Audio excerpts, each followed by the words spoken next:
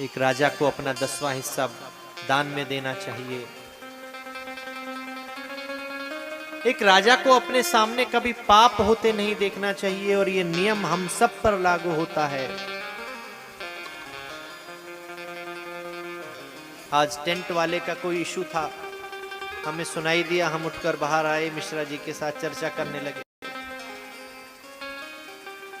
ब्राह्मण लोग कहने लगे, अमर कहने लगे, महाराज जी आप क्यों चक्कर में पड़ रहे हो, जब होगा जो होगा सो हो जाएगा।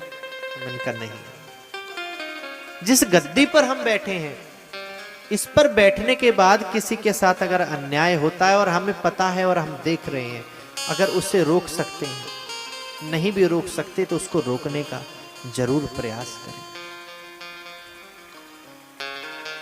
इसलिए आंखों के सामने कभी पाप होते ना देखें। पितामह का यह उपदेश सुनते ही द्रौपदी हंस पड़ी। पितामह ने मुंडी घुमाकर देखा, सबके सब घबरा गए, द्रौपदी, पांचों पांडव। पितामह के सामने हंसने की तो बहुत दूर की बात, किसी की सामर्थ्य नहीं कि आंख उठाकर उन्हें देख सके। द्रौपदी तुम्हें हंसी क्यों आई? नहीं पितामह क्षमा करें, गलती हो गई। बेटी, मैं अपने अंतिम क्षण में इस कष्ट को लेकर नहीं मरना चाहता। कुलीन घर की स्त्री कभी बिना बात के नहीं हंसती, बताओ क्या बात है? पितामह,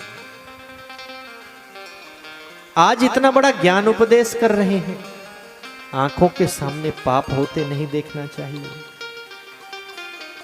उस दिन आप कहां गए जिस दिन भरी सभा में दुष्ट दुशासन मुझे खींचता हुआ ले आया?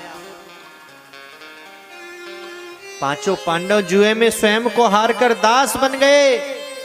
उस दिन आपकी राजनीति, ये कानून कहां गया? एक दास को, एक रानी को दांव पर लगाने की सामर्थ्य किसने दी? जिस अवस्था में मैं सो रही थी अपने कक्ष में, एक नारी का पति भी बिना उसकी इजाजत के उस कक्ष में प्रवेश नहीं कर सकता। दुष्ट दुशासन मुझे खींचता हुआ लाया। दुर्योधन ने अपनी जंघाओं पर बैठने का मुझे इशारा किया। मैंने आपकी ओर देखा, मदद की गुहार लगाई, तो आपने अपने नेत्रों को नीचा कर लिया। पितामह, उस अवस्था में आपको कोई अस्त्र शस्त्र उठाने की आवश्यकता नहीं थी।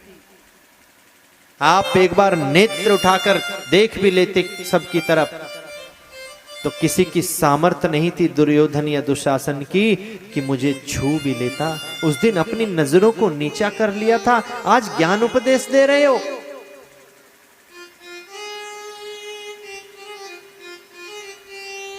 वो तो बलिहार है मेरे गोविंद के, जब मेरा सारे सहारे छूट गए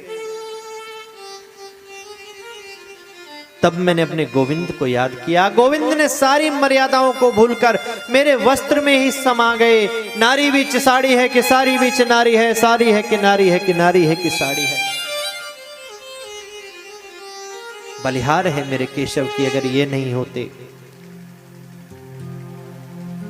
तो उस दिन मेरी इज्जत नहीं बच सकती। क्षमा करना पितामह, इसी टीस को लेकर उस दिन से आज तक जिंदा थी।